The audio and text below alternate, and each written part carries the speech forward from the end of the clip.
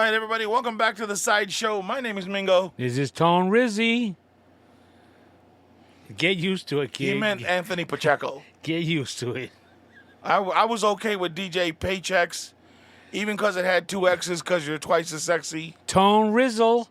No, you're not Tone Rizzle. You're not. And stop saying Rizzle. It sounds too much like Rizzo. No. You're Tony. Tone Rizzy. What'd you do this weekend, fool? Friday night, we didn't do anything. We hung out, if I remember correctly. Saturday night, we went to a surprise birthday party for my wife's, our friend, but, you know, it was an ex-co-worker of my wife's. Okay. That turned out all right. It was a small party because it was fun. It's weird because her new job, which is the job she's had for the last couple of years, I guess. Okay. One of her friends at her new job put it together. Oh, So okay. it was like she was really minimal on who she knew to invite. If that makes sense. Yeah, of course. Yeah. So our bar Henry was there because Henry's wife used to work at JCPenney along with my wife. Okay. But as far as like the crew that you might know now after these years, that was it. So that was pretty good. Yeah, but that's cool though. That I mean, I've never been at a job where anybody threw me a party. I'm just saying. I mean, you know what I mean? Like realistically, shit, my family don't even throw me up. Like, you know what I mean? Like, I need to reevaluate my life. That was cool. You know, she's a white girl, so towards the end of the evening, the dance party started. Right? Right. And she turned a decently big number. I won't say. And she's older than us. Right. So her music is like 80s. So they had music playing from, let's say, Pandora or Spotify or something. Spandau Ballet or whatever the hell that shit was. Yeah, you know, stuff like that. The Eurythmics. So the music was kind of, every once in a while, a song would come on that she didn't like or whatever. So I took over, you know, just from my phone going to a Bluetooth speaker. Right. And so it was like back to back. And she's like a really big Madonna fan. So they were jumping around, doing all that kind of good stuff. But the funny thing is, I put on Maniac from Flashdance. Right. Maniac. Bro, her and Henry's wife, they were like running in place. Remember in the song? Right. That shit was funny, dude. That was funny. And I was surprised. I stayed out till we were there till 12:30. And Wow. bro, it was cold. It's end of May and it was freezing out there. Bro, it went from cold to like fucking sweating balls like one day to the next. Bro, it was, dude. And the worst part is my wife told me when we were leaving, you want to get a sweater? I was like, I don't need no sweater. Bro, they brought out some blankets for me. Dog, it was cold. He said they brought out blankets for me. God damn, Tony. Henry and I, we were both in blankets. The two old Mexicans sitting down with a blanket. Fuck. Were you guys leaning on a cactus? Fuck. That was Saturday night. Then Sunday, my old buddy, our friend James, and his family was in town because his mom celebrated a big birthday. Oh, okay. So they were in town, so we were able to have brunch with them on Sunday morning. And then Sunday afternoon was Luis's party that you were invited to but didn't bother to show up. And that was pretty good. Right on. So I'm sure his daughter didn't sing because I wasn't there in the background, right? I thought that was going to be your next joke. Whatever. The funniest thing is he was giving a speech. And, you know, he started it. So Robert kind of nudged me. He goes, yo, man, I got $10 that he's going to cry. And I was like, I thought to myself, yeah, it's probably going to happen. So I nudged Ivan right next to me. I said, yo, they got $10 that he's going to cry. And Ivan says, oh, yeah, he's crying most definitely. Dude, within 30 seconds, He breathed in and he held it in because he didn't want tears to start flowing. Right. And then Ivan goes, there it goes, there it goes. Oh, fuck. Poor That guy. was funny. Lou's just a big sensitive teddy bear, bro. You gotta leave him alone. Yeah. Hey, And but it- some of those pictures from when he was younger, bro, you could see why he won a Kumite. He looked mean than a motherfucker. Yeah, he dude. does. Yeah. You know what I mean? Like, man, more than mean, like he just looks like he's solid from feet to head. Like he looked like he was Oh, well, in shape. You know what I mean? Our kids, my youngest and his oldest are the same age. Okay. And they went to karate together. That's how it started. Oh, okay. And then somehow Luis decided to do the adult class. He tried to get me to do it too, but I was like, no, I'm good. That ain't my thing. He said, I got sand, bro. I'm cool. So the sensei, the owner of the place, the dojo, Right? Oh, look at you. yeah. Go. He used to have a Christmas party every year. Did you guys fight over it? No, Oh. but at the sensei's garage was like his own workout room. And bro, he had like a 2x4 standing up from the ground. It was anchored into the ground, Okay. and it came up. And then when it came up, it tapered, so it was like skinny at the top. Okay. And it's used to punch. Bro, and we were in there, and Luis was like punching it, like that's what you're supposed to do with it Right. to build up your knuckles. So, Luis is no joke, kid. Yeah, he legit, bro. Yeah. He a monster. But the nicest guy in the world, like you wouldn't think, like I've seen the switch flipping him once, but just slightly. Like it wasn't like a and I was like, I could see you fucking rampage, bro. Like you would just, you know what I mean, a little further, and you would just snap. And Yeah, the purpose of it, that wooden piece I was telling you, being tapered, is when you punch it, it gave it a little sway flex? so it'll go back, so you're not actually punching a wall in a sense. wow, that's crazy. And then Monday, my wife and I, we just chilled all day, did some house cleaning, but we decided to go to dinner. We had a gift card from Ivan and his wife, Marta. Their generosity had given us a gift card for something, and so we decided to utilize it. And bro, two things. Like a burger from a steakhouse is a pretty good burger. Right. So I had my heart set on the burger. And my wife was going to get a steak. And we were actually talking about maybe cutting each of them in half. I'd have half a steak and a burger, and she'd have half a steak. I don't even know why you plan that anymore. Why?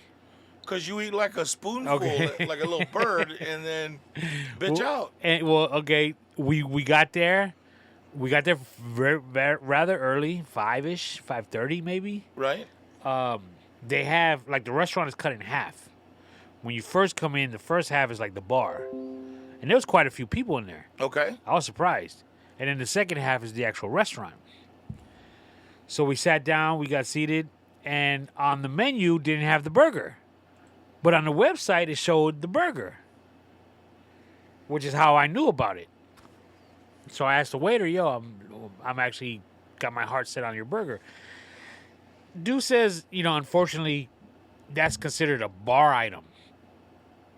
So you'd have to get that at the bar.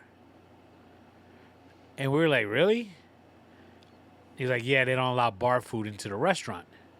Oh shit. Which is a trip. I mean, when you say bar food, it ain't like they got chicken wings and stuff like that. This is Morton's Steakhouse. So he goes, I'll tell you what, let me go ask the manager if he'll allow me to. Because we had already ordered some drinks. And he was like, look, looks like you guys are here to have a nice evening, da-da-da.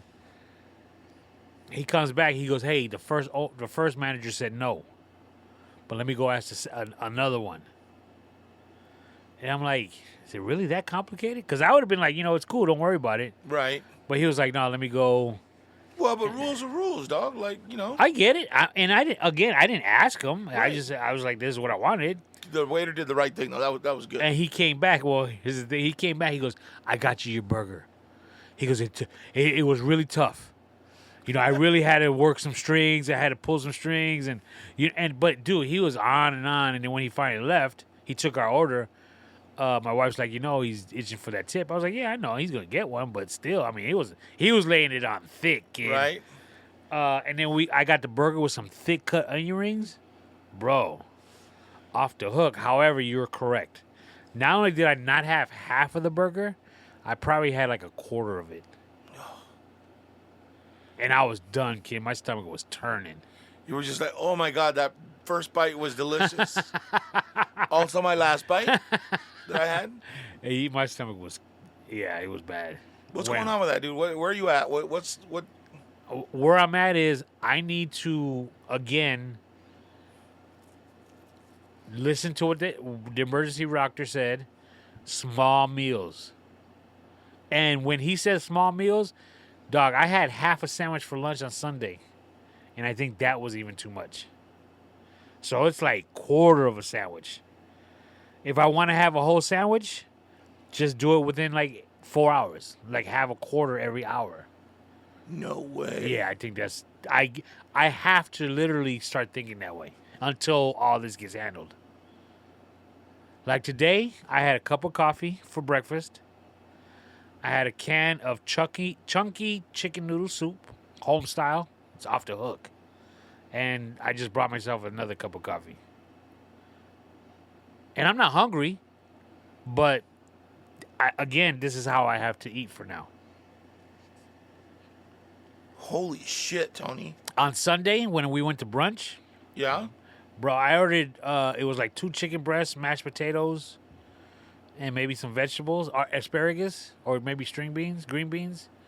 Bro, half of the first chicken breast, my stomach started turning, kid. Oh, it was bad.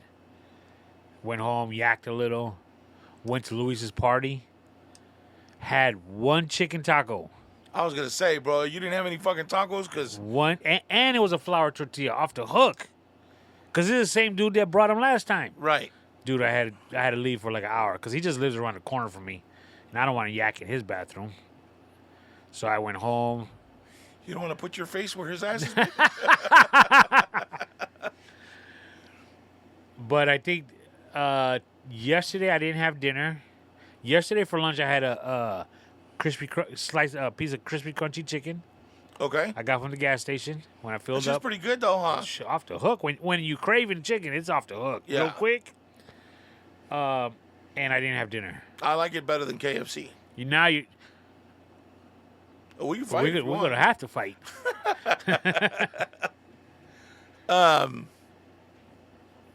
Yeah, KFC just... No, you're crazy. It's gotten just too sloppy for me. Like it just doesn't... No.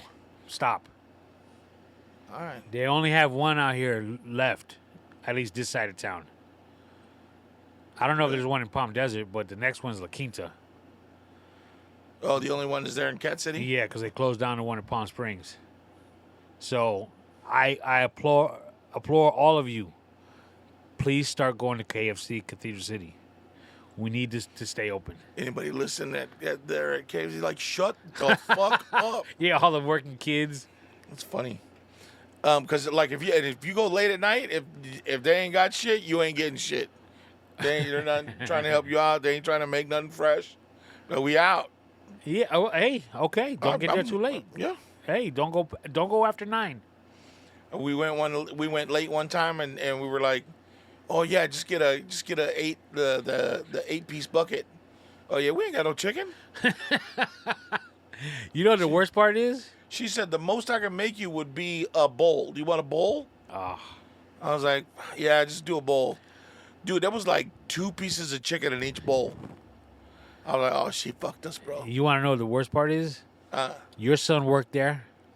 I didn't use a hookup. Really? Yeah. And what makes it even worse, in the same category, Robert's ex-son-in-law, the one that I hooked up at, the bartender at the concert, Right. at the arena, that's where him and Robert's daughter met. She worked there. He worked there. Oh, wow. I could have had the hookup like nobody's business. Back in the day, and you never took advantage of it. of it. Be like, let me get a 2-piece, and they give me a bucket, maybe. You know what I'm saying?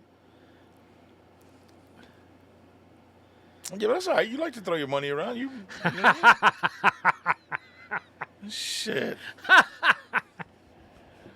You should have done it back there because you paid for it all that night at the concert. But back to your original question.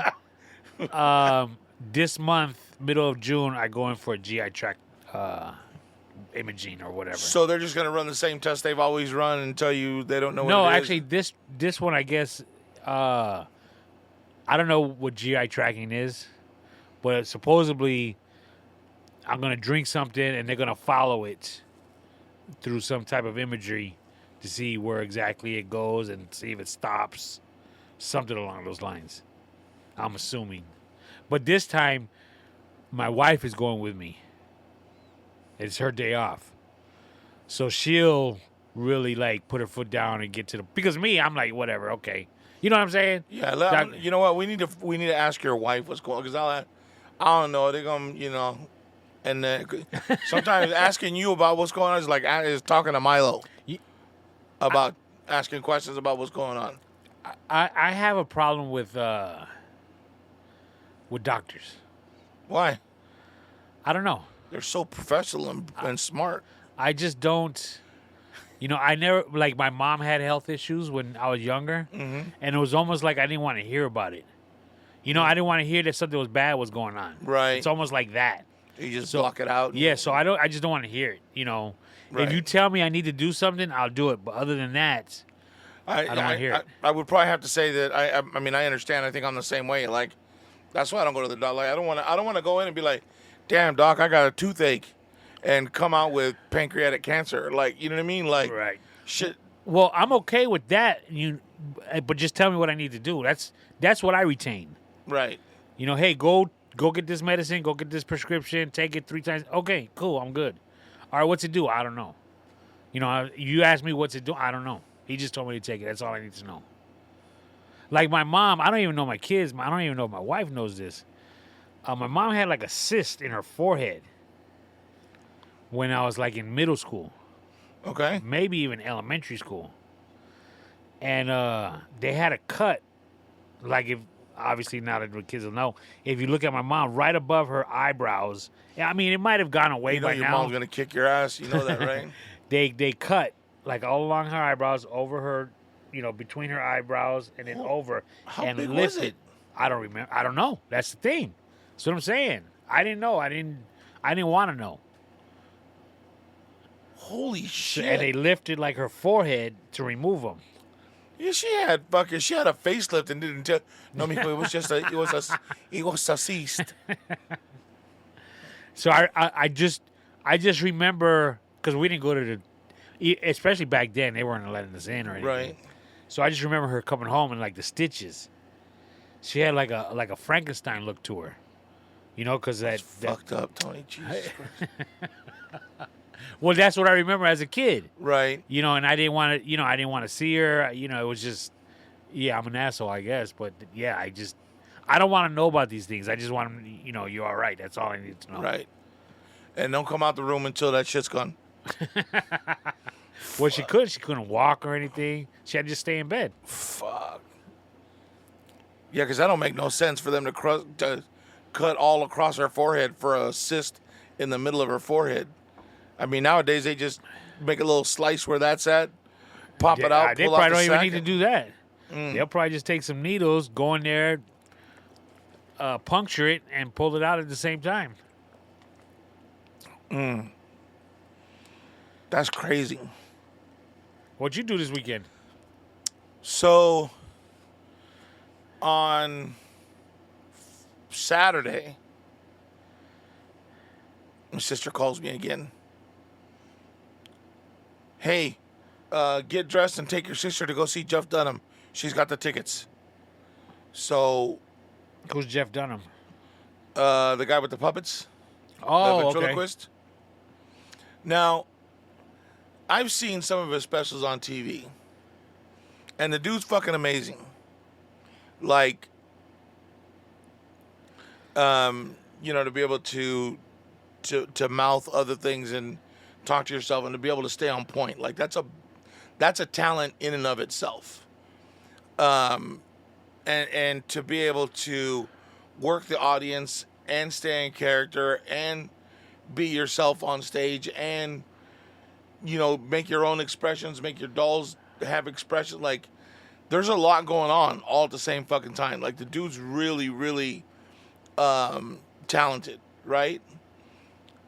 But Jeff Dunham is one of those comedians where that motherfucker's hilarious for like the first 15 minutes, and then it's redundant, and then it just becomes the same shit, right? Just a different doll, my estimation. But I'll tell you what, I was so like, I get impressed by guys like Jeff Dunham when they can do just like that, when there's so much going on stage that you don't even realize how much work it is for him to keep on track. Like, you know who Abbott and Costello is, right? Yeah. Do you remember their bit, like, Who's On First? Yes. He did a bit with one of his characters. Now, not only was it one of his characters, it's one of his characters with an accent, right? So it's the what is it, Ahmed, the whatever bomber, right? A terrorist, right? He's doing it with that guy. And he's holding this little stuffed animal that Ahmed wanted, and it's a little sheep or a ewe. So Jeff Dunham calls it a ewe, and now he's doing the Who's On First bit with himself through Ahmed. So he's in the left hand, he's got the ewe like showing it to him. With his right hand, he's controlling his puppet. He's arguing with himself, doing the fucking bit, and doing the accent of Ahmed, and remembering who's who and what expressions each. Like even explaining it's like, how do you keep up? And the motherfucker executed it perfectly, dude. And I sat there and I'm like, that motherfucker's bad, dude. Like, and it's not even like you look at it and he does it so effortlessly that you just think it. But that motherfucker has probably had to practice that for a really long time to be able to do it that well, that fast. And it's just, if you've never seen him, it's fun to watch him do that and do that bit. So when I say, after 15 minutes, it's just Jeff Dunham, don't take that as don't go watch him. Go watch the motherfucker because he's really that talented. So that skit happened in the first 15 minutes? What was that? Did that skit happen in the first 15? Yeah. And you know what else? The motherfucker, whoever's working for him on his marketing team or whatever it is, fucking brilliant, dude. He's got this thing now where he brings out like the first two puppets, I think is what it was. And before he went to go get the third one, he says, hey, by the way, he says, we have T-shirts out on sale out in the lobby. He says, but what you need to know is, and you know who, is it Matt Groening or something like that? The guy that he used to draw for Mad Lib. You know what Mad Lib is, right? No. Or Mad Magazine, excuse me. Yeah. So he was an artist for Mad Magazine. So what he does is, whatever city he's going to, the guy goes and looks up a little bit of history and stuff about the city, what things that are iconic to that city, and he makes a T-shirt for that city. Right? So he's got the pattern for it. So what he does is he puts up a big-ass QR code on the screen at his show so that you can check out the QR code and it'll take you directly to Amazon. Oh, damn. Where you can order the shirt in your size through Amazon and have it delivered to your house. For your city that the shirt's been customized. That is brilliant. I was like, dude, that's fucking. I was sitting there with my sister. I said, that motherfucker, whoever gave him that idea or is working that angle, that's fucking brilliant. I mean, even forget what the actual product is. I mean, other than it being a T-shirt for the for the venue, or the concert, right? or his performance. That is a brilliant move to sell T-shirts instead of going out there waiting in a line. And unfortunately, you're not realizing how much money you're spending because you're just doing a QR code. Yeah, I'll buy that. Right. You're in the moment. Right. Oh shit! I could really, and then you get caught up in the fuck. I could just click. Yep. Oh shit! Look, 2 click. It'll be there Tuesday. Oh, hey, that is very smart. I mean, imagine how much, because here, check this out. When we were walking in, my sister, oh shit, look at the T-shirts he's got. Oh, look at the bobbleheads he's got. Oh, those bobbleheads are cool. I want one. So we'll get in line. So I'm not waiting in that fucking line. Right, exactly. And then, oh, look, a koozie. I'm not getting in line. All right. So then when he did that, I said, look, now you don't have to wait in line. I said, how fucking smart is that? And she did it right there. Yeah. Ordered herself a T-shirt while we were in the concert. Now, let me ask you this. The T-shirt, I understand. You know, right? People are accustomed to buying T-shirts. The bobblehead and the koozie, for example. Don't you think that's one of those things that you kind of want that right now because you've seen it right there and you want it in your hand? And yes. Would you really say, yeah, I'll go to the website and order it? I don't think I'd do that with a bobblehead. Yeah, I don't think so either. Or a koozie. Yeah. The shirt, I totally get. Yeah. But, so she got the koozie on the way out. She bought herself a T-shirt through the website. Okay. But she got her koozie on because we left a few minutes early. You know, my leg was already fucking numb. So we left a few minutes early so that we didn't, get involved in all the fucking traffic on the way out. And there was nobody at the thing. I said, well, if you're going to let's get it now. Let me ask you this. When did he put that QR code up? Beginning, middle, or end of the show? About the middle of the show. So after the second puppet. Was there any... He had to wait because people are trying to put their phones up, and now everybody's looking down at their phone, trying to order it. Yeah, he was the dude's very smart, bro. Like, he was like, hey, when explains who's doing the fucking logo for it, shows you the fucking T-shirt, the image for what's going to be on the T-shirt, and then he puts up the QR code. Now you can go on there and order it yourself, or if you want, just take a picture of the QR code, and it's going to send you directly to Amazon to where it's at, and then we can get back to the show. Or if you order your shirt now, that's fine. If not, just hang on to where the T-shirt is at, or just go in to Amazon and put in Jeff Dunham Indio, and it'll bring you up the shirts for our Indio show. Wow. I was like, fuck, that's so smart, dude. It is. Maybe we should sell fucking podcast T-shirts that way. If you don't want to wait for me to drive it to your house, you know what I mean? How cool would that be? Then you could order whatever color T-shirt you wanted on. Oh, you get to... Absolutely. You could put on there what colors you want, and Amazon has the shirts already, so they just print it and send it out. How fucking... Dog, I just typed in Jeff Dunham Indio on Amazon, and sure enough, the shirt comes up? Dude. It's got dates in the background, palm trees, mountains, Indio, California. And the dates, right? Bro. Yeah, May 20. Dude, that's incredible. It's fucking smart, right? Dude, that is incredible. I didn't tell this story because it wasn't a story to tell necessarily. At the concert, the freestyle concert we went to. Yes. Okay. Leaving. Well, when he says we, that doesn't mean me. He means them. They went.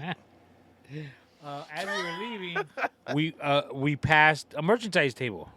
Okay. And I said, I want to get my old lady a shirt, apparently. I got my old lady a shirt, Stevie B shirt. He don't remember. I don't remember, but apparently that's what happened. Rob's wife got a shirt as well. It was a different type, like different photo or what have you. Right? Well, after she got home and she looked at it, it actually it was like a shirt with last year's dates on them, like 2023. Get the fuck out, really? Did the 3 have an X in it? Ah, dog. You see, I gotta wait, man. I gotta get rid of last year's shirts first. Wow, this is actually, this Jeff Dunham store. That's crazy, dude. It's really smart, dude. Like, I was blown away by that. Dog, they got women's shirts that are V-neck. They got baseball-style tees. Yep. They got hoodies. Bro. That's genius, kid. Right? And I was like, fuck, dude. Like, and then, it's not just like, oh, yeah, so, this kid down the street made this logo for me for tonight's show. Like, he's putting a name behind it. Like, hey, the dude from fucking... How far do you think that the name is going to take him? Well, how many more shirts do you think is being sold because of the name? I don't think it's bringing anybody to the table, but it adds a level of, oh, shit, okay. And then you see, oh, wait, a QR code? Like, I get the fuck out of here. Now, yeah, that's You know what I mean? Like, you do the QR code. Dude, check out this shirt that I ordered. Fucking, I was at the show and I ordered this. Matter of fact, guess what? The dude from fucking Mad Magazine made that shirt. Yeah. Okay, you got a point. You know what I mean? For those of us that know what Mad Magazine is. Do they still make it? Nah, I don't even think magazines are made regardless. Like, the magazine was never, like, really thick. So I can't imagine how thick that magazine would be now. Because Mad Magazine went along with, like, Saturday Night Live. Like, those two, like, you know what I mean? Right. Was Mad Magazine the one where you take the back page and you do the trifold? Yeah. Yeah. Those were cool. There was a picture on the back of the last page. Alfred E. Newman. And then you folded it like in threes, and then you put two of the sides together, and it made a completely different picture. Right. That was off the hook. That was the guy's name, right? I don't know. Alfred E. Newman. I don't know. If I remember correctly. Now I got to look it up. Go on Google and search. So you're saying this was another concert you went to without inviting any of your friends? Yeah. Cool. Well, because I wasn't in charge, but I was also invited. So, yeah, Alfred E. Newman, Mad Magazine. Huh. So yeah. You remember in those old magazines, they'd advertise for stuff to buy, and you'd have to send a money order. Oh yeah. And that would take 2 weeks, and then it'd take another 3 weeks for you to get it. So it'd be like a month turnaround time. And then you'd get it and be like, when the fuck did I order that? No, because you was waiting every day at like the mailbox to see if running out, waiting for that fucking decoder ring to show up. I remember ordering glasses that were supposed to be X-ray. Do you remember those? No, you didn't. They look like the 3D glasses, little paper. Yeah. And then you put your hand up, and you're supposed to be able to see the outline of your finger, but you see the bone in the middle. You were supposed to see through women's dresses. Don't lie. That's why you bought them. That's what every kid bought them for. I bought those. One time, my uncle Domingo from New York, he would come every summer. Okay. He'd spend the summertime with us. His mom didn't want him hanging out in the streets in the summer. So he sent him to his sister's house for the summer, my mom, and we would spend the entire summer together. On the streets. Yeah, it was a different kind of streets. So I remember one summer we were really big into skateboards. Okay.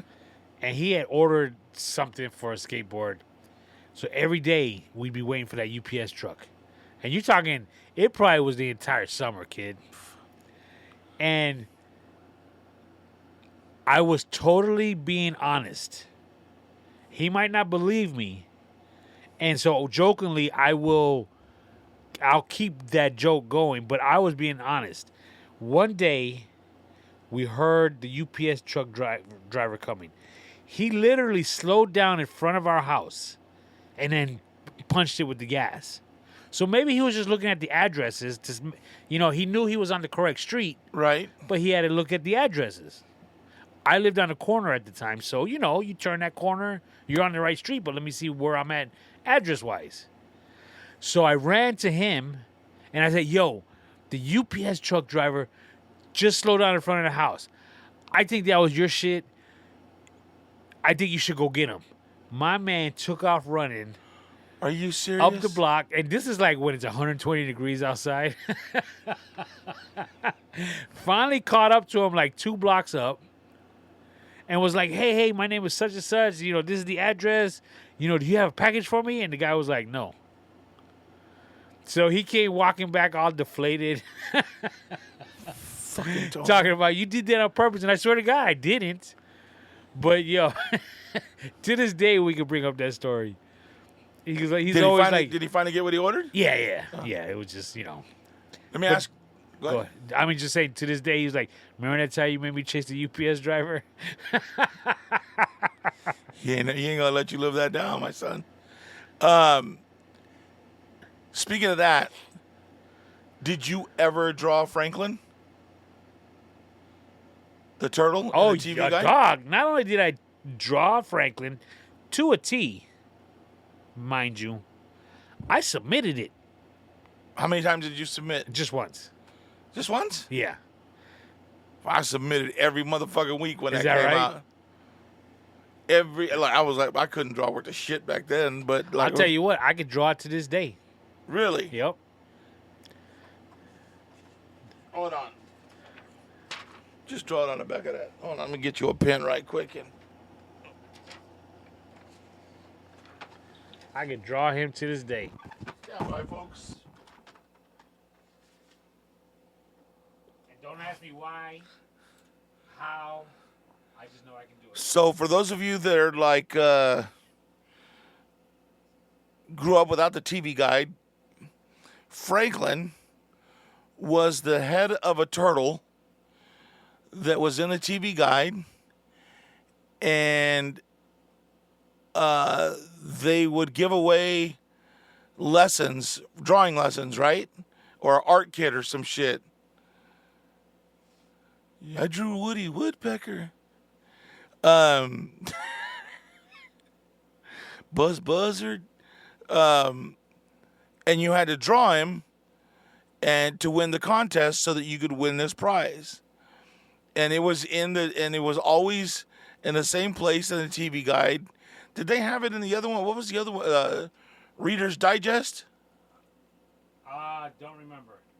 This is not to a T, of course. Well, it's been years, bro. Fuck it. Well, it had to have been about. Oh yeah, that's pretty good, dude. That's pretty fucking. You look more like a rabbit now, but no, I. You gotta remember his hat. Oh yeah, bro, that's pretty fucking good. That's pretty good, Tony. Shit, I didn't know you could draw. Holy shit. So that was the big thing back then. Well, the thing is, you submitted it so you go to that art school. Mm-hmm. I mean, I was like in That hadn't have been 7th grade? 47 years ago. So you figure, what am I trying to do? Go to art school when I'm still in middle school? Holy shit, dude. So more like 45 years ago, something like that? 40. Yeah, something like that. Yeah, take a picture of it, send it to me. I'll put it on our Instagram. But fuck, there was that. And then you could join the club where you buy all the records for a penny. Yeah, we talked about that before. That was off the hook, though. How many times did you join and then never follow through? I always follow through. I honor my commitments. And don't get me wrong, it was tough sending that money order for $14 for the next album because I had to buy X amount in 3 years. But I did it. Yeah, but you wouldn't even they couldn't even hold you to it. You weren't 18. I didn't know that at the time. What else did they do back? There was something else that was like that. And you're right. They had the X-ray glasses. They had the decoder ring. And it was a page that had 50 boxes of advertisements, just little labels and square. They were all squares, rectangles, if you may, different sizes for the different, advertisements they had. Right. So there was plenty. Did your mom ever do blue chip stamps? No. Or I think that's what they were called. Like they came in like a book, like a passport book. It looked like okay, so I'm about to tell you how fucking old I am right now. So back in the day, when you went to the bank to open a savings account, there was no fucking internet. First of all. So when you were at home, you had no way to check your account. Unless you had your book with you. And your book, you had to handwrite your deposits and your withdrawals, and you had to initial it, and so did the bank person had to initial. Well, they had the stamp. They had the date. Right. Remember, they would spin the little thing, Yep. dip it in the ink, the ink pad, Right. and then stamp it with that date. That's fucking how old we are. So is that what you mean by blue chip? No, so blue chips was different. Like, they were almost like regular stamps. You'd get them, lick them, and stick them to the paper. And you'd get like a passport book. There was actually a blue chip book, and you could buy certain shit with them at certain stores or so. I don't really remember exactly how they work, but I remember my mom having books of the blue chip stamps. No, my mom never had anything like that. But my mom did have, when we first moved out here, there was a furniture store called McMahon's. Yep. And she bought furniture on credit. My mom she too. had that little blue book that every time she came in to make a payment, they would have to stamp it Yep. and mark it. And, bro, if she lost that blue book, she was screwed. Because that was the only record that you made payments. That's crazy, huh? Dude. I mean, I remember it used to be like a big do not touch this blue book. It was like in her drawer. And whenever she went, she had to bring it. She made them payments. It was just like, there you go. Like I said, we grew up, really poor. So there was times when my mom, as I started getting older, and I was starting to get, it don't matter to me. If all you have is $10, send it to them. If they accept the $10, they can't do anything to you. You just send them what you got. Because shit, I mean, man, sometimes I'd take $5 if that's all I had. But they knew that, you know what I mean. But there was a big difference between when I was 5 and they were buying shit at McMahon's, and you could give $5 when you had $5, as opposed to when I was. Now let me ask you this. Now that I think about it, was there interest on these payments, or was it just you're just paying it? Because we had the furniture, so it wasn't a layaway thing. Well, I think it was it was already amortized, so they already calculated everything. Okay. And they had the breakdown of what your payments would be, and then it was just up to you to come in and make those scheduled payments. How did now that I think about how did they figure it out to finance every month? Because it was just again you go in with your little book, Yeah. make a payment. When I used to work at the bank, because I was the rookie, the newbie, my job was to put away. Remember the signature cards? Oh yeah. When you open an account, you'd have to sign a paper, and that was your signature card. Yeah. And it was kept in this big ass wall of drawers, alphabetized. And they were fucking fireproof drawers. Yep. And if somebody was coming in to cash a check from your account, and if it was something like large or we'd have to go find that signature card, make sure the signatures matched from that card to them signing that check. And you'd have to fucking hold it upside down. Oh, dog. And if it was a certain amount, you had to go have your manager clear it. Yeah. And then, like I said, throughout the day, those signature cars they were just like put in a basket. And towards the end of the day, my job, one of my duties, was to file them, put them all back. How bad did you fuck up the alphabet? I don't think I messed them up. Come on, bro. I was pretty good. I took my shit seriously. But it was still, bro, pulling out skinny ass drawers. Yeah. Pulling, going to the R's. Okay, now it's R-A to R-I. R-J to R-M. All these in the drawers. Did you just do the alphabet in your head? I had to figure out which one came after I.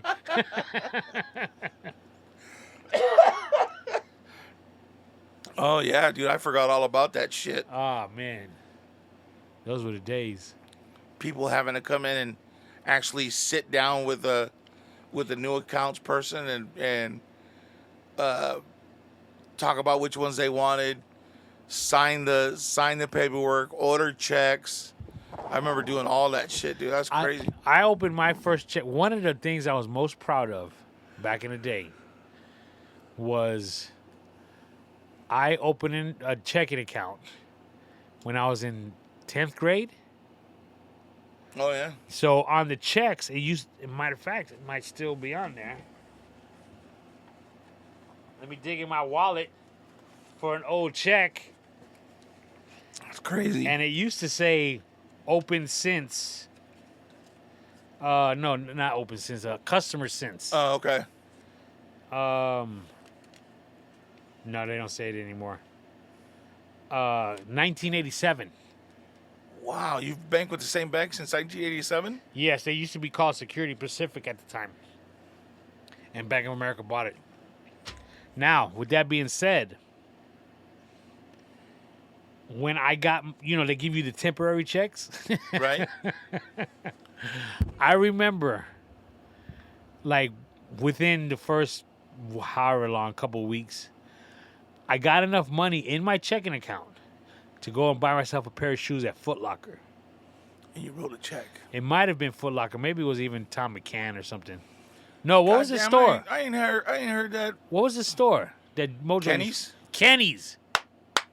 Kenny's. Might have been Kenny's or Foot Locker or something along those lines back in 1987. Yeah, there was no Foot Locker back then. Yeah, it had to be something. But it was something at one of those kind of stores. Because it was Tom McCann. It was Kenny's. And it wasn't Payless yet. Because I think Kenny's turned into Payless, right? No, Payless was around because Payless was around when I was in elementary school. Because they had the knockoff vans, the Pro Wings. Mm. So we got made fun of because we were rocking Pro Wings instead of Vans by the white kids. He got the Velcro. But I walked into, I almost swear it was Foot Locker. It had to be Foot Locker. They wouldn't take my check, kid. Really? Yeah. Because it was a temporary check, so it didn't have my name on it. Yeah. I was like, I got the money. Here's my little blue book that shows my deposits. You just want to write a fucking check. Bro, I tried them on. I said, I'll take these. Got up to the Felt like counter. a fucking king. Dog. I felt like a man. Like, Pulled out that checkbook. They were like, whoa. What are you doing? What's that? It's like, I'm going to write you a check. Kind of like what they do now when you pull out your checkbook. What the fuck is that? They're like, let me see that. I was like, your name's not on it. I was like, yeah, I just opened a couple weeks ago. They're like, yeah, sorry, we can't take that. I was like, what are you talking about? Dude, I might have had some friends with me. You know Tony Estrada, Joey Acosta? You know what I'm saying? Right? Dog. I was like, fuck this place. Walking out, tipping shit over.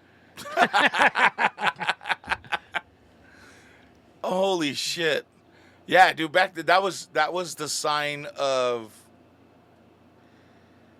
I don't want to say wealth, but a sign of the times, I guess, of like that was the first level of we made it. Yeah. Yeah. We got a motherfucking checking account. Yup. We got bank accounts. Yup. And, you know what I mean?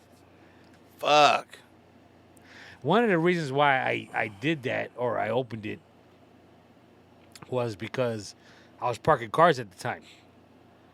So I got paid nightly. Okay. And it was 1s and you're lucky if you had a couple of fives. If I was paid $40 for the night, there was 41s. So by week's end, I had $200 in ones. Oh, you just go turn them back in. Yeah, well, I would go like to the back then they were called Versateller machines, and deposit it every night to get rid of it. You put $200 in the fucking. No, every night. So it was like $40. Maybe Gotcha. keep maybe 10 for myself or whatever. So I had to get rid of it. Dude, that was what, 87? That was 87, 88. As soon as I turned 16, I got a driver's license and I started working. So fucking ATM machines have been around for Versatile machines. 35 years? Yeah, because they were called Versatile machines. They weren't color. The letters and the numbers were all green. Right. Let me ask you a question. So, like, I get it on the ATM machines, like the standstill machines, right? But what I don't get is when you go through a bank that has a drive-up teller, right? Drive-up ATM or drive-up teller? Drive-up teller, or it could be a drive-up ATM. Okay. Either one, for all intents and purposes. Why do they have the Braille stuff on the buttons?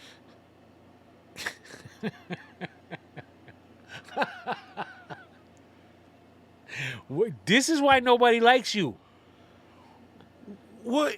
Why? Why can't they use a Versatile machine? Why are they driving? They're rolling on the driver's side back seat, and they get to roll down the window and handle their business. I'm just saying. For me, I was like, hey man, why is that shit on there?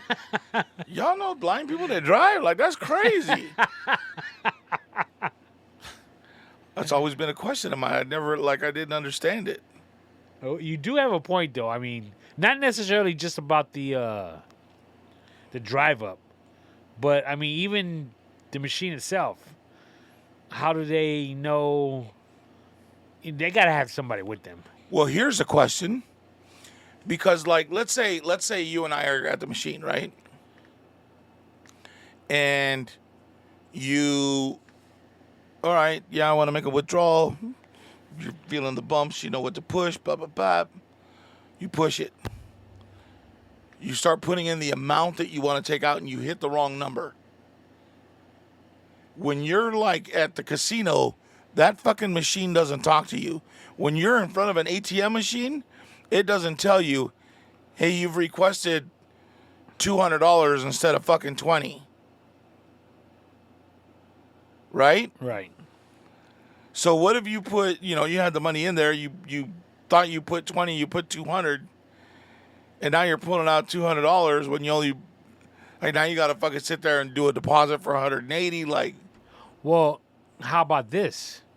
Let's say you want 20, you accidentally put 200, but you only have $150 in there.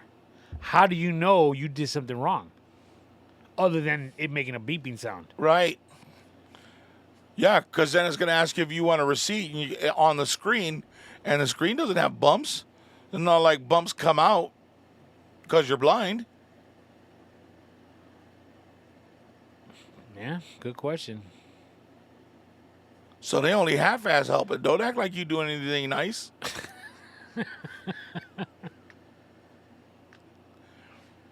That's crazy, right? Like, I don't know. Blind people got to trust a lot of people in the world. Oh, yeah. You know what I mean? Even if you go to the grocery store and you're checking shit out, how you know they didn't throw a little... How do you know what you're supposed to be charged at the grocery store? Do the prices have little bumps on them in the grocery store? Do they have the Braille? What, like on the products? Like, let's say, like, you know how they have the little rail where they have the price tags and stuff? Right. So that you could just, oh shit, that toilet paper's 15, this one's 12, whatever. Like, let's say you grab one and you go up front and you grab the $12 one and they charge you 15. How you know?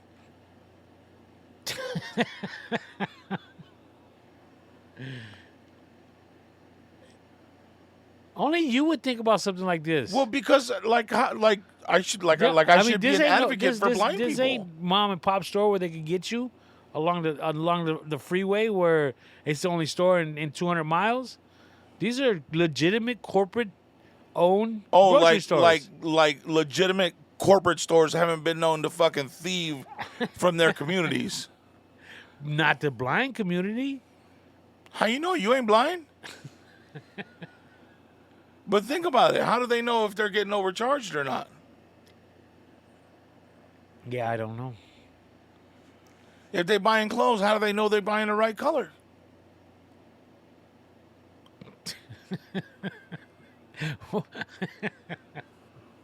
They got somebody with them, a homie that won't turn them loose. If I had a blind homie, I'd fuck with him. I'd get him dressed up, fucked up.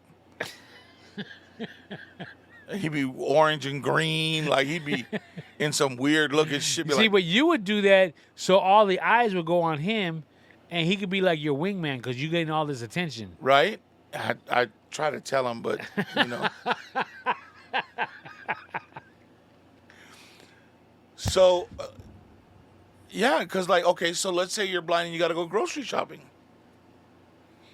Do they have the braille bumps on the tags so they know what they're buying or what the price is on anything? I would think that they would have to go ahead of time, would have to find out prices, what they actually want, and know how much these items cost. How? They call the store. I don't know. Like, it's not like there's like a braille book with the exact prices of everything that each blind person gets. All right, this book should help you out through the rest of your life. Not gonna happen. Here's a question. How do blind people order at fucking Starbucks? What do you mean? Well, what do you order? Hot white chocolate mocha. And how did you know to order that?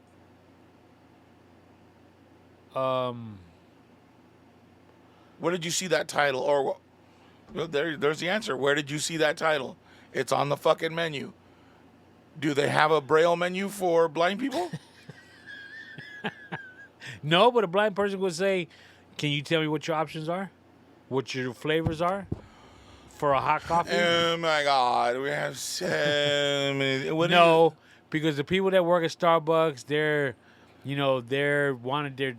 helpful, and they'll be fighting to help this person to be able to feel good about what they did, fighting over it. If you were a friend, would you ever take a blind person to, what's it called? Right there in the mall, not in the mall, but in the river. What's that big restaurant that's right there? Yard House? No, the other one. Cheesecake Factory? Would you ever take them there? Because their menu's fucking huge. And if they don't have the braille bumps, they're going to be like, so what do they have? Fuck, dude, it's like fucking 50 pages of shit. Do you want chicken? Do you want, like, give me somewhere to start? You wrong. Why? Because you say you wouldn't take your friend there. He's your friend. So then he should, just like I should be concerned with his wants and the thing, to be able to help him out. Hey, let's go somewhere that doesn't have so many fucking options because I don't want to read all No, night. because what you would do is say, "Hey, friend, in 20 seconds, there's going to be a girl walking up that I want to meet. I'm going to need you to turn left real fast, bump into her. I'll apologize for you, and I'll be able to strike up a conversation with her. 3, 2, 1, do it now. Boom." You're worse than I am. Using your fucking blind friend to pick up on a chick. I specifically called him a wingman earlier. That's what a wingman does. Been there, done that. Fucking terrible. It's ridiculous, Tony. treat this guy like you're fucking. Fuck. Okay, so let me ask you a question. When was the last time you rode a bus? A month ago? Okay. And when you went and you're looking at the schedule, No, I didn't do that. you didn't do that? No, You just knew what bus to get on? my son did. Oh, okay. I couldn't read those schedules I to save could, my life. I couldn't either. No. Yeah. But I think you can call and say, hey, this is where I'm at, this is where I want to go, what buses do I catch? You probably go online and do that now. It'd probably be quicker. Well, right, but I'm saying, so like if you're a blind person and you got to travel by bus, sure, you might have a seeing eye dog, but that motherfucker can't read, tell you where you're going to go. You got to okay, this is what we got to do first. You know what I mean? So do you call the transit line first and find out where you got to go? I got a question. I thought that was your question. Yeah, I know. I'm just so fascinated with blind people and their life. Like, how do they get around? So, like let's say, is there a machine that they have, like a typewriter that they have to use? Like, let's say I was at home and I wanted to write you a letter. Or I was writing notes down about shit. Do I use a needle? A regular piece of paper? Is there a machine that I have to put paper through and type out, kind of like what were those machines before they had between a typewriter and a computer? Word processor. Do you have like a machine that would be like a word processor, but is to I would think so. like that's all you hear is little needles going through the paper? I would think that just like how we were able to take classes on typing to learn how to type back in the day, they're taking a class that, yes, each key has a bump that represents its letter, and they learn how to type. And if you're typing and you're blind, how do you know if you've misbumped or misspelled a word? That is true. Back then. Back then. Yeah, I don't know. I couldn't tell you. How do they do it now? Because only the F and the J have a bump. Those are the only two letters on a QWERTY that have bumps. That way you know that you're putting your hands the way you're supposed to on the keyboard, so they have to have a special one, right? Yeah, I would think so. Or maybe they just do, they buy one of those, the program, the word to text, right? Well, yeah, that's what I meant by back in the day. Because now, it's so simple. I mean, do you even type your text messages or do you actually speak? No, I type them. Oh, do you? Yeah. Yeah. I don't want to, yeah. My phone listens to me way too much already, much less, me asking it to. I'm good. Like, there's times where I'll text or I'll get a text and I respond and I put it down.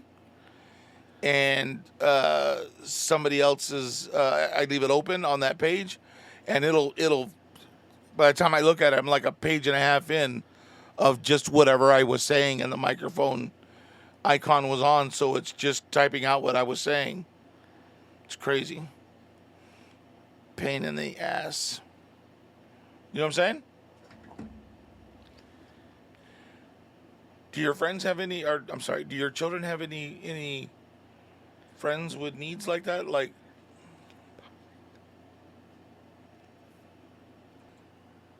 I mean, this whole just there's so many. I'm telling you, dude. There's so many questions surrounding somebody that's blind. Like we talked about, how do they know when they're done wiping their ass? If they're walking their service dog and the dog poops, how do they know where the shit's at? Right. Right. How do they know they got it all? Right. Right.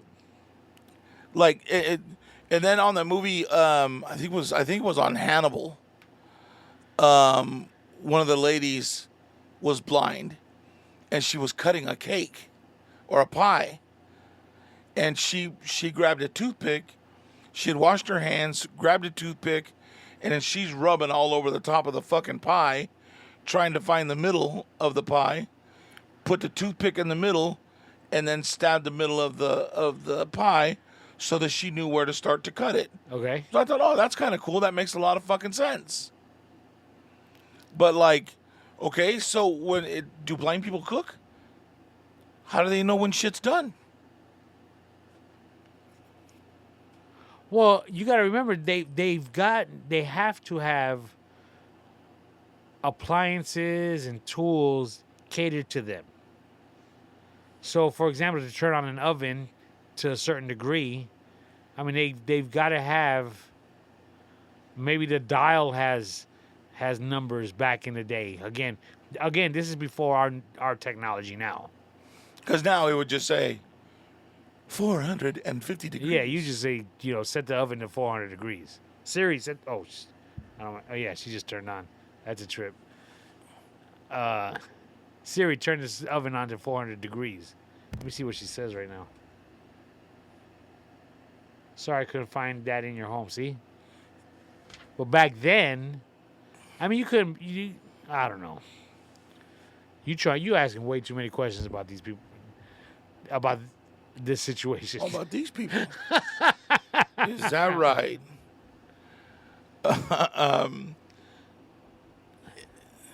Yeah, sometimes it just catches me, and it's such a fucking roller coaster ride because it goes from one thing to the next, to the next, to the next, to the next, and we have no fucking answers.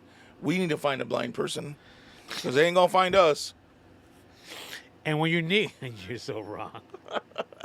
And when you're legally blind, that doesn't mean you can't see, but you just can't. You're just not 100%.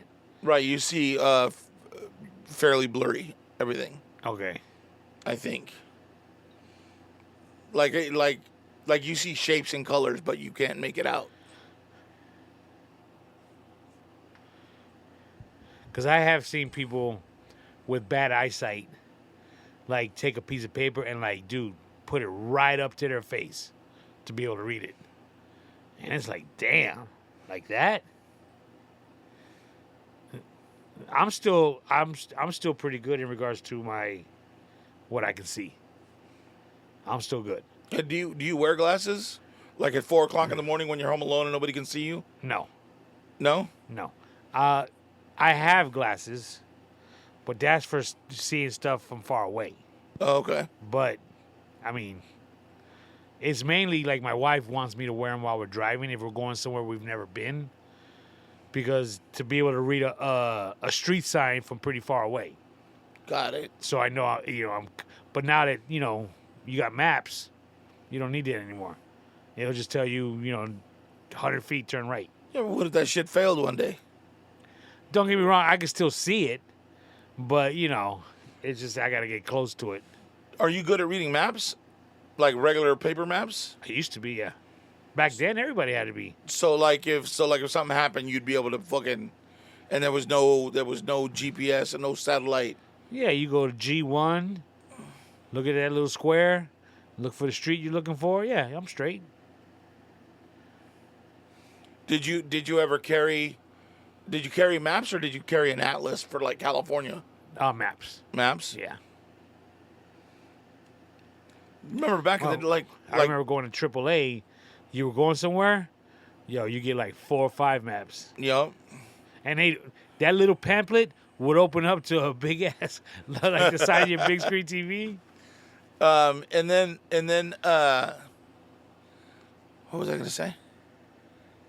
Shit, I remember when MapQuest first came out. Oh yeah. You type that in, print it up. No need to go to AAA anymore. You print it up yourself. And it'll give you turn-by-turn directions, and you can ask for return directions too to print them out for you backwards. Yep. So you can get home. Problem was, if you fucking missed one of the streets,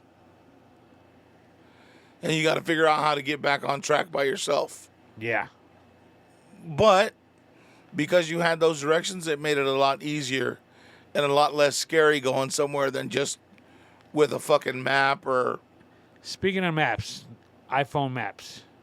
Yes. Bro, how accurate is iPhone map in regards to telling you what time you're going to arrive. It's on point, dude. Dude, I'm talking, sometimes it's like right to the minute. Right. It's incredible. I see it as a challenge. Like there's times where I have to go to Costa Mesa to the Costa Mesa office for a meeting, and it'll say like an hour and 45 minutes. Bet, and I'll make it an hour 35, bro.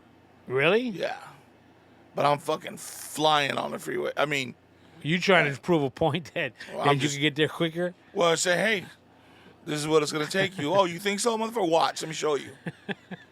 It's a challenge.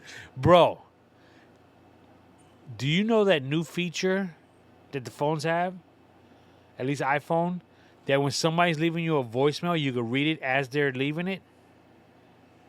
Have you seen that? No. Bro. Game changer. And If you somebody could answer it. really, You could like pick up like an old school telephone. You just hit, the green button. And bro, and say hello, hello, just like you did back in the day. oh fuck that. That's off the hook. Because I don't answer numbers that aren't in my contacts. I have to right now because I'm, you know what I mean? I don't have prospective employees in my phone, so I have to answer. And then, so sometimes they're... And Listen to you. Prospective employees? Yeah. Prospective employers. Yeah, employers, excuse me. Yes, you're right.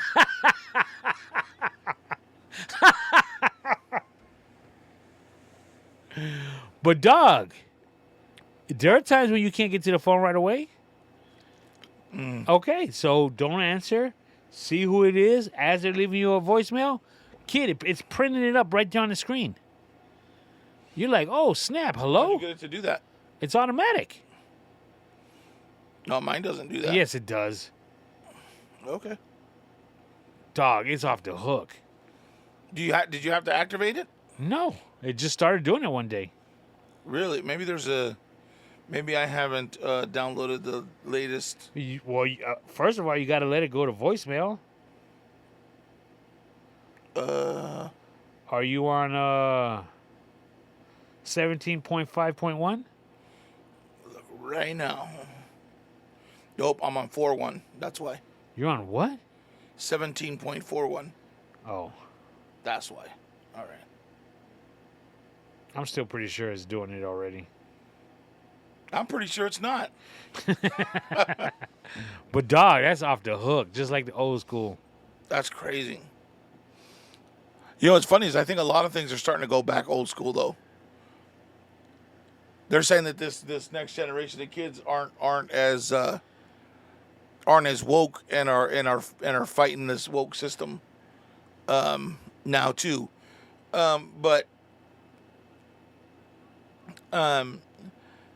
I think a lot of things need to go back to what they were before. We fucked our kids up. We coddled them way too much, and oh yeah, great, instead of being, hard on them and I was just talking with somebody, and he was telling me, because he's got young kids, and he was telling me that they weren't listening, and he was telling, he told one of them that when I was growing up and I was acting like you're acting right now, talking to us that way, my dad would put this soap in my mouth. You don't want me to do that, da-da-da. And so he was telling me, man, my parents used to hit me, put soap in my mouth. I didn't like it. right. That's why I don't do it to my kids. And I was like, well, that's kind of part of our problem. We didn't like it, but the shit worked. right. We didn't do it. Yeah. That's just like saying, I got a speeding ticket today, and I don't like the fact that I have to pay $170 for that ticket. So you can So be it's more not careful. fair. Right.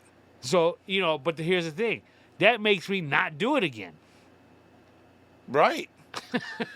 And what did he say to that?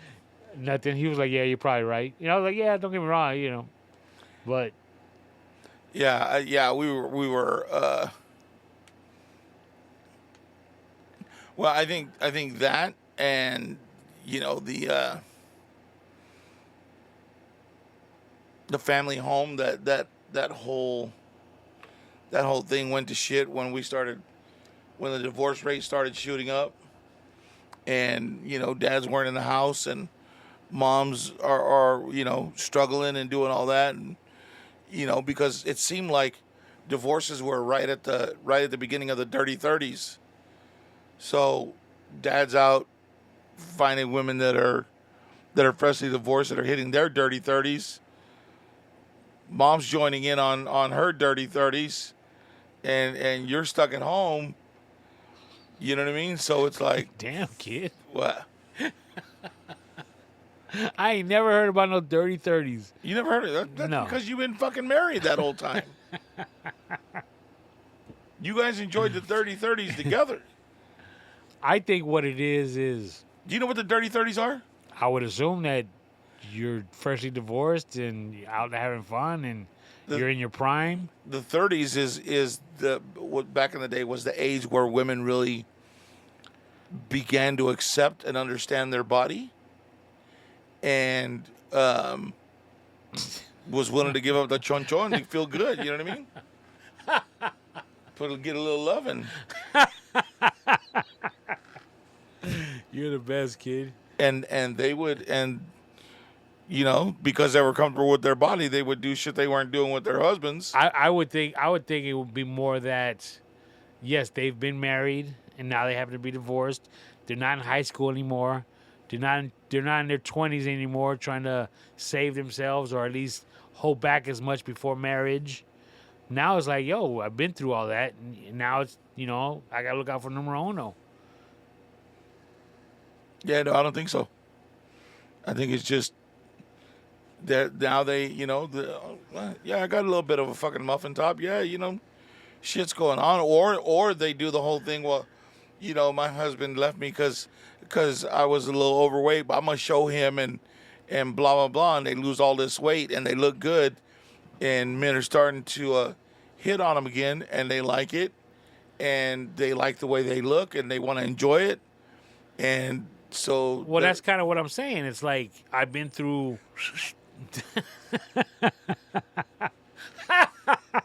I've been through the bullshit. I'm on the other side. I want some happiness. Right? You know what you're saying? Yeah. But back to the kids side of things, I think it's more of we wanted to be more of our kids' friends versus their parents. Not be so strict, not have to do this, not have to do that. Treat them as our equals. Not that I did that per se. Because you become their friends after they've matured, after they're on their own, and you're on a different level with them. Right. But growing up, as you're supposed to be guiding them and adulting them, you're like, no, I don't want to be like that. I want to be more on the same level. We could be more friendly. It's like, no, you got to be the disciplinary. Yes. I think a lot of us have taken that to maybe too far, and didn't put your foot down as strongly as you should have. And I'm not saying you, I'm just saying we. And you could tell, you could tell in this generation of children, and unfortunately, I think they're either gonna continue on the way they are, or they're gonna overcorrect and they're gonna fuck their kids up. You know what I'm saying? Like those are the two things that can happen, but they need that. There needs to be a severe overcorrection, and then you line up in the middle. And I think that's what we're headed to first. Speaking of parenting, remember we spoke about that show on HBO, True Detective? And that one scene that you like, that you mentioned, Oh, the one with Colin Farrell goes to his kid's bully's house yeah. and beats up the dad Yes. because he couldn't beat up the kid. Right. Yo, that shit really happened. When? It was on the news. Really? But it's kind of jacked up, but it still happened. A dad went with his brothers, that's where he's wrong, Right. and beat up his daughter's bully's dad. And not only did he do it, he sent a message on some social media. You could probably YouTube it, explaining why he did it. Pretty much, I had conversations with her. I had conversations with her parents.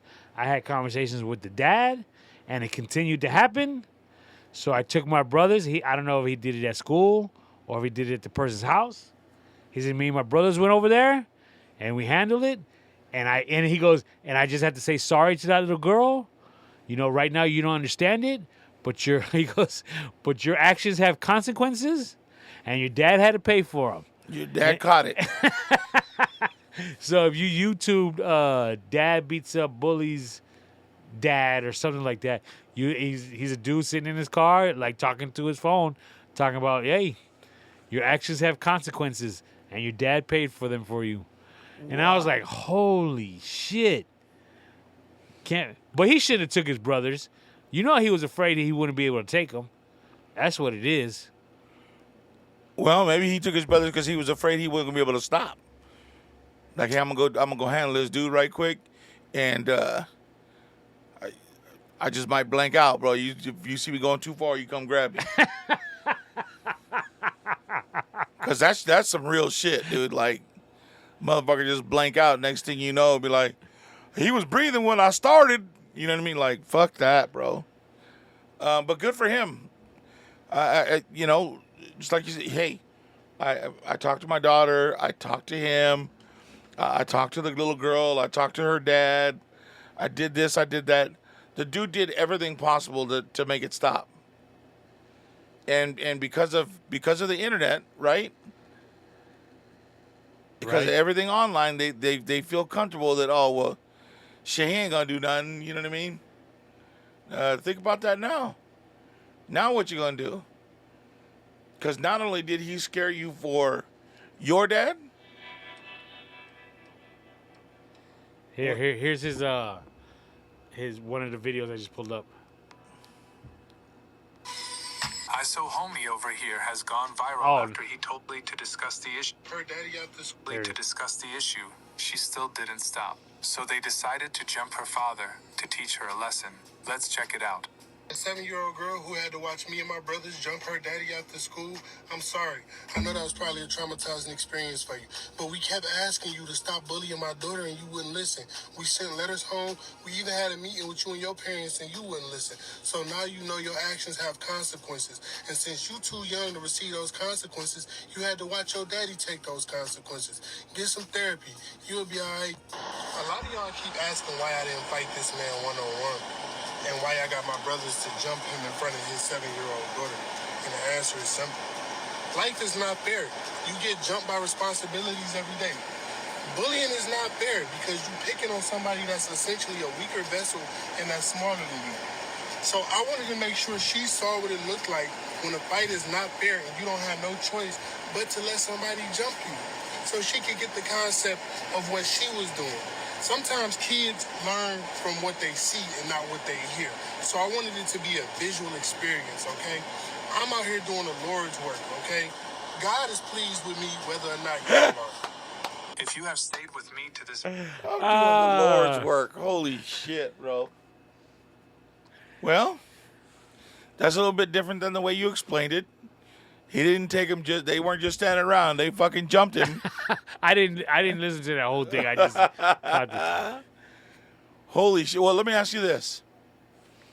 If your son or daughter had been bullying somebody and you did nothing about it, even though the dude talked to you, he talked to the school, he had done everything right, trying to quell the situation, Right. trying to quash it all, right?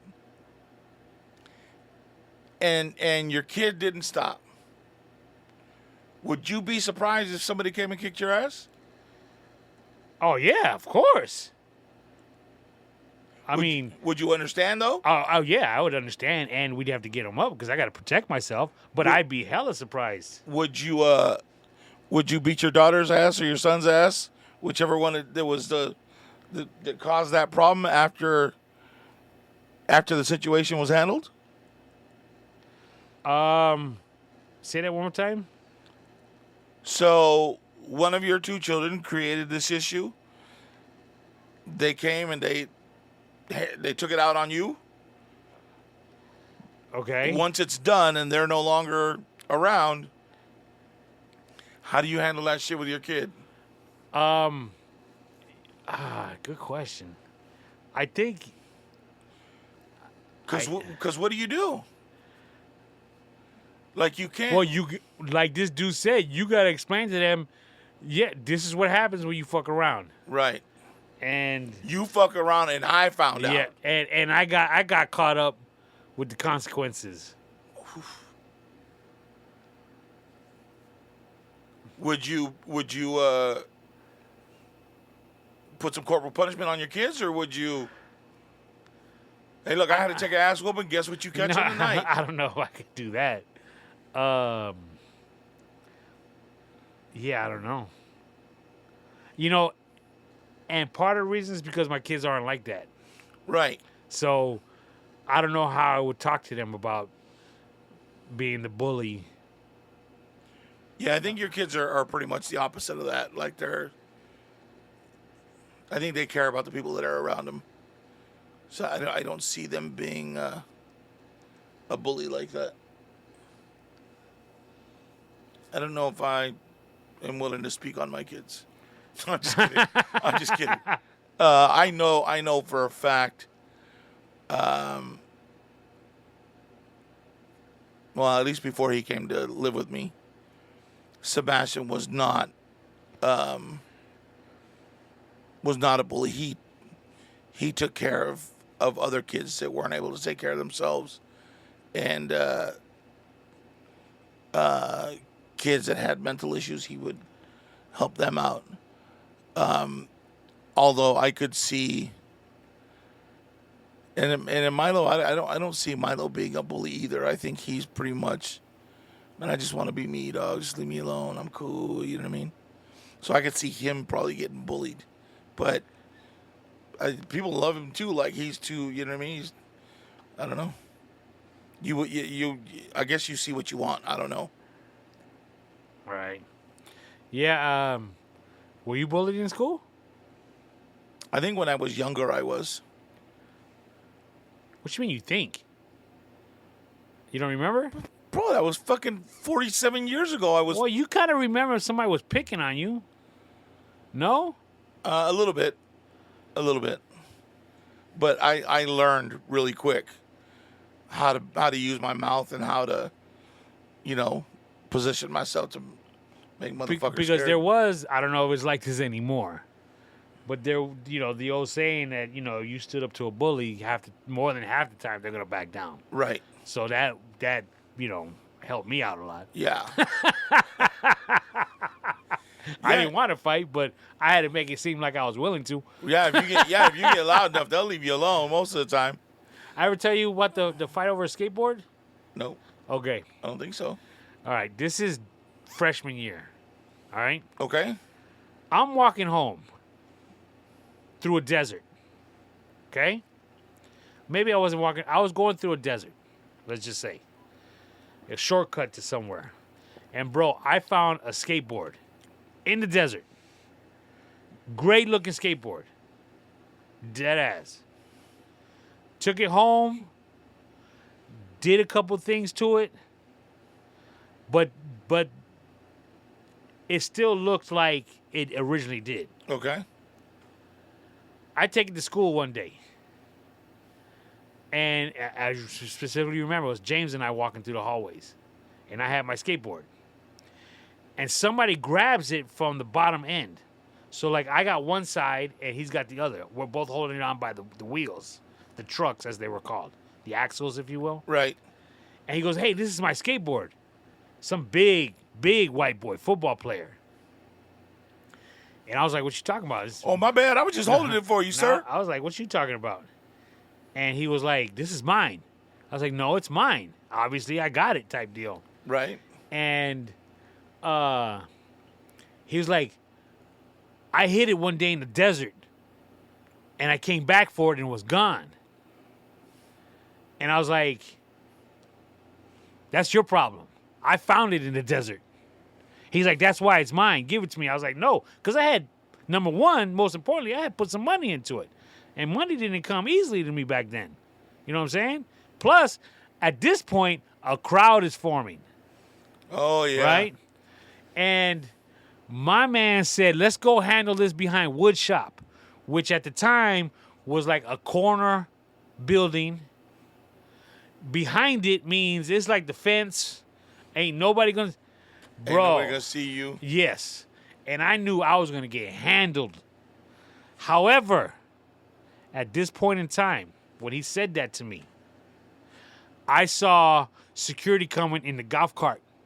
So you got loud. So I got loud. I said, "What you talking about behind woodshop? Let's do it right here, right now." I don't want to get... He was like, "I don't want to get suspended. I'll get suspended. I'll get kicked out the football team." It's like, that ain't my problem. Let's do this. And at this point, they're coming, breaking it all up. And I was like, "Ooh, Frank, thanks." Yeah, exactly. It was Frank, kid. And the chick. What was the chick's name? Lynn? Yeah. Dog. Oh, it's lifesavers, kid. So I remember we were in the office waiting to go see the principal. Like, we were sitting across from each other. And my man was like, "Look, that's my skateboard." We tempers were down. He's like, "Hey, man, that's my skateboard. I'm not lying to you, da-da-da." And I was like, "Cool, but I put on these wheels and these trucks." And he was just like, "Well, if you took those off, can you give me the board back at least?" So we settled it because I was a nice guy. Because you were afraid they were going to call your mom. And yeah. No, actually, I wasn't. It was just because I was a nice guy. And so by the time the principal came to us, we were like, Because you knew that they weren't going to be around all the time. Frank and Lynn weren't going to walk your ass home. Good times, kid. Good times. Fuck. But, yo, I swear to God, I saw them coming in them golf carts. I was like, hell yes, I'm going to get loud right now. Imagine if he would have just fucking right down the pipe as soon as you started getting like shut the fuck up already. Give me my board back, bitch. Pow! Big dude, I swear to God, if I saw his rear book, I think I could probably point him out. Yeah, I think by the time I got to high school, What you yawning for, kid? fuck, bro, I'm tired, dog. Fuck. Look, so all this week I have to get up at 9 for a meeting, or I get up at 8. I have a meeting at 9, and then I got to leave at 9:30 because Milo's car wasn't working. I had to take him to work. I had to come home, and then I had to jump right on looking for other jobs or following up with my other shit. I had 2 appointments last week. I had an appointment on Monday, and then but I can't go to sleep at night, bro. Like I try to eat a little bit earlier. I try not to drink, coffee or cokes like towards the end of the night, and I can't go to sleep. I found myself watching TV, my head dropping. I'm fine. I'm awake. I'm good. I step and watch for another 20 minutes. My head dropped. See, but at that point, why don't you turn everything off and go to sleep? That's what I'm saying. I don't know. You don't know what? I don't know why I don't. Oh, but you can't go to sleep. You're just choosing not to. What? Nah, man, I wouldn't choose not to go to sleep. Okay, hold on. You're saying you're nodding off, and then you wake up, you're like, "No, I'm good." Yeah. Why are you saying, "No, I'm good"? Go to sleep. I do until my head drops again and be like, "No, I'm awake." But why? You should be in the bed to where your head can't drop. It's already on the pillow. I don't know why I do that. And then what's funny is, Like I get up to go to the bathroom, and then like at 4:00 in the morning, like I know that's when the bank resets all their shit and they send you notifications. So like if you had anything deposited or you had anything taken out, blah blah blah. So I keep an eye on my account that way. So I get up at 4:00 in the morning to go pee. I get back in bed. I look at my phone, got notifications. I sit there going through the notifications for a while. Next thing I know, I'm 4:30, 5:00. Fuck, I'm back asleep. At 5, I got to wake up at 8, get ready, and my day starts again. There was one day where I had a bunch of shit to do, bro, and I went and I dropped off. I had my meeting in the morning, and I went and I dropped off Milo at work. I came back, and I sat on the couch for a minute. I said, I'm just going to sit down for a minute. I'm going to get up, I'm going to make breakfast, and I'll get my day started. Right. Bro, I fell asleep on the couch I was back at the house by like 10:30. I was sitting on the couch by 10:30. Nigga, I didn't wake up till like 1:30. I slept for like 3 hours on that couch, sitting straight up with my head, with my chin in my chest. I'm sorry, with my chins in my chest. And this is 10 o'clock in the morning? Yeah. because I don't sleep at night, and then I wake up because I know I got to get shit done. I sat down and it just caught me. And I was out for like 3 hours. So I have to, what I'm going to start doing is I'm going to leave my phone in the living room. Like at night, after 10 o'clock, I won't be around my phone. I'm going to Jones at first. I'll probably have scratch marks on my arm from not being around it. You know what I mean? My neck. But I really gotta get away from my phone. It's the first thing I grab when I wake up in the morning. I'm on it for half an hour, 45 minutes before I go do anything. And it's not like the fucking stupid part, Tony, is I don't get text messages. I don't get phone calls. The emails that I get, I really don't get like straight to me. I'm looking for the USPS one that comes in the morning of here's what's coming to your email or to your box today. Here's what packages are coming. And then anything from EDD or prospective client or employers. And then so I don't know why I get up and, I got to check all that shit. First thing, like, what does it fucking matter? Like, you know what I mean? Yeah, I know what you mean. So I really got to, I think I'm just going to start charging my phone in the living room and get away from my phone. There you go. Because it takes up too much of my day. Can I have a timeout and rewind right quick? Go ahead. I just got confirmation that I can tell this story. Okay. And it's about my daughter, of course. And the only thing she said was for me to make sure I get the story right. So I know I'm going to get it wrong. And then she'll tell me where I got it wrong. And then I'll correct it next time. Okay. My daughter was a bully at one point.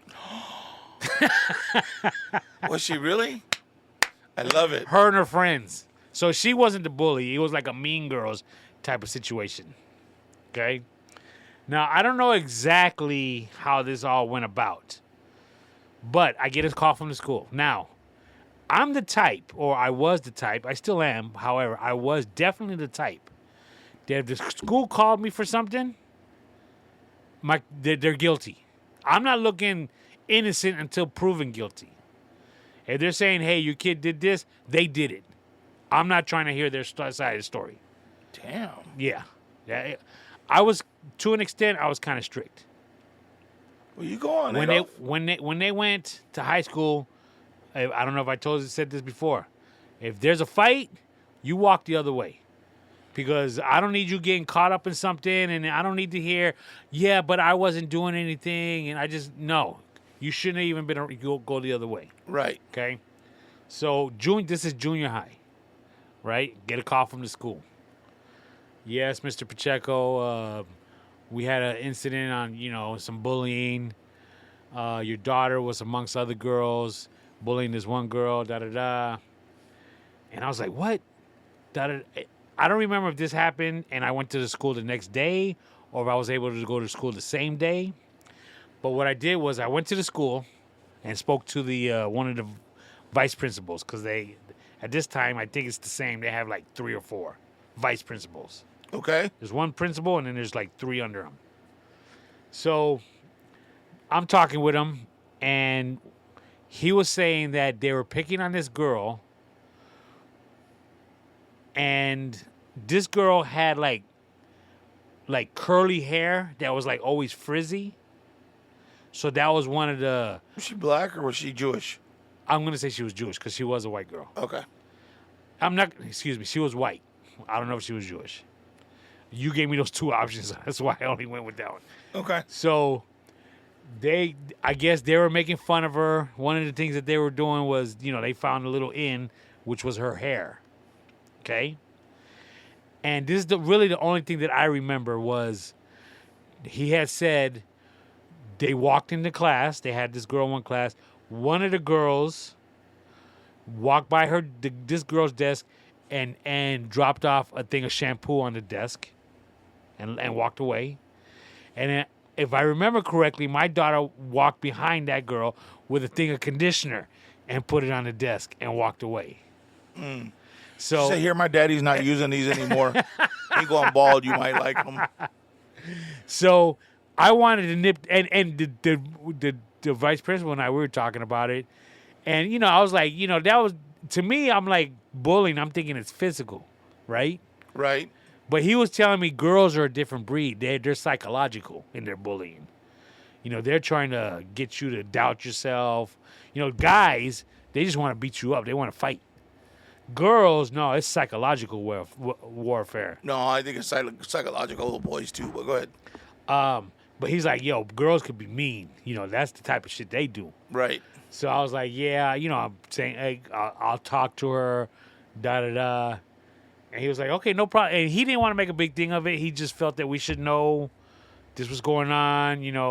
It was brought to their attention, all that kind of jazz. So I just remember also when got up, thanked him. And I asked him, I said, yo, you think it's okay if I went by her class?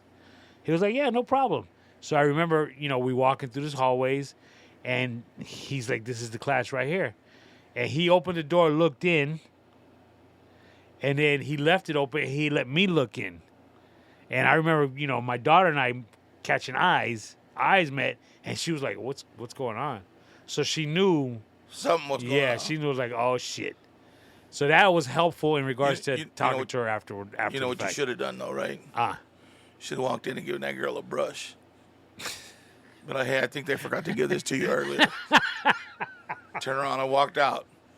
So I hope I got that story right. It's been 10 years, if not more.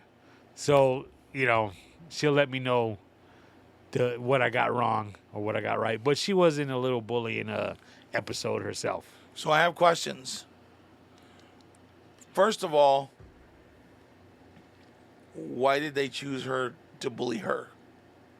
I think that they didn't like her to begin with, but they found the in, which was the hair. Right, but was it because, did they not like her because she was not taking care of herself, like she wasn't? No, clean? I don't think, no. I just think they just didn't like her. That crew didn't like that crew, and they had the in with the hair. I have to talk to your daughter. This is not going correctly. We need some real answers. Are you trying to protect your daughter now? It's too late. She already I don't did the remember. I don't damage. remember what exactly went down. Did the little girl have red hair? No, Blonde? No, it was blackish, brownish, if I remember correctly. Oh, really? Yeah. And she was white?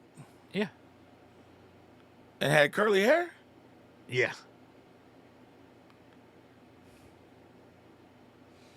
Text your daughter and find out. She's working right now. Took her 15 minutes to respond.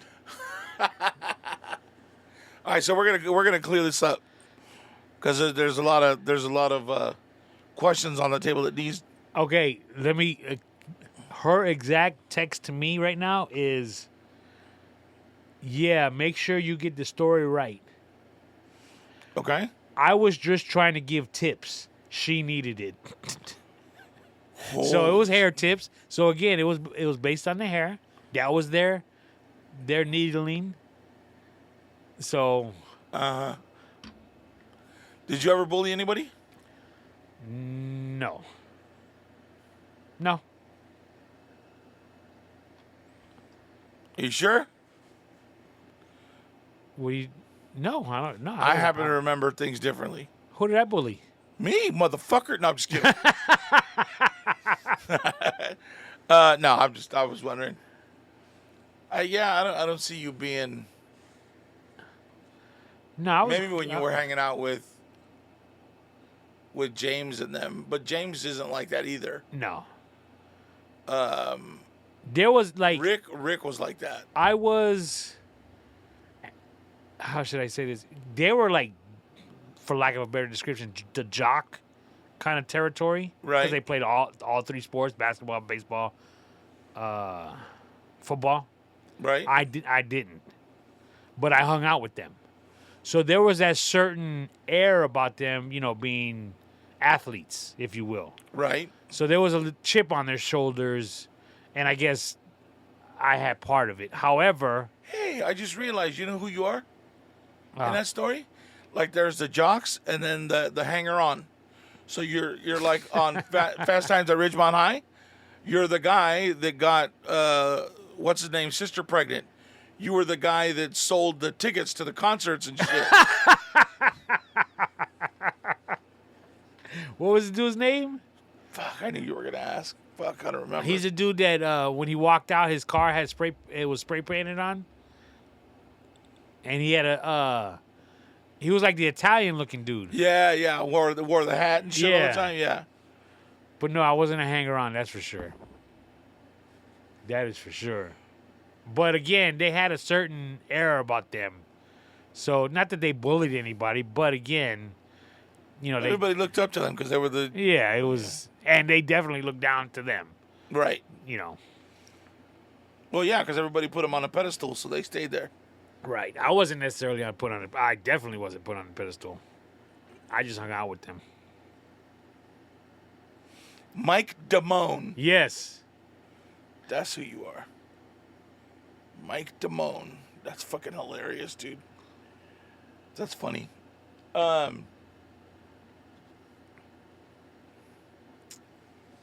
I didn't hang around with the I think in high school I hung around with the group of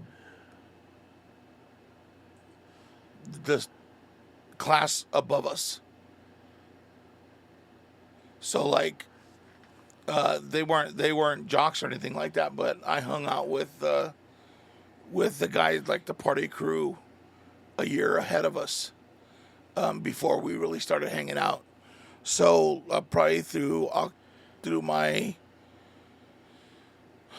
sophomore year, and then I think 11th and 12th grade we hung out. Yeah, we started hanging out in 11th grade. Yeah.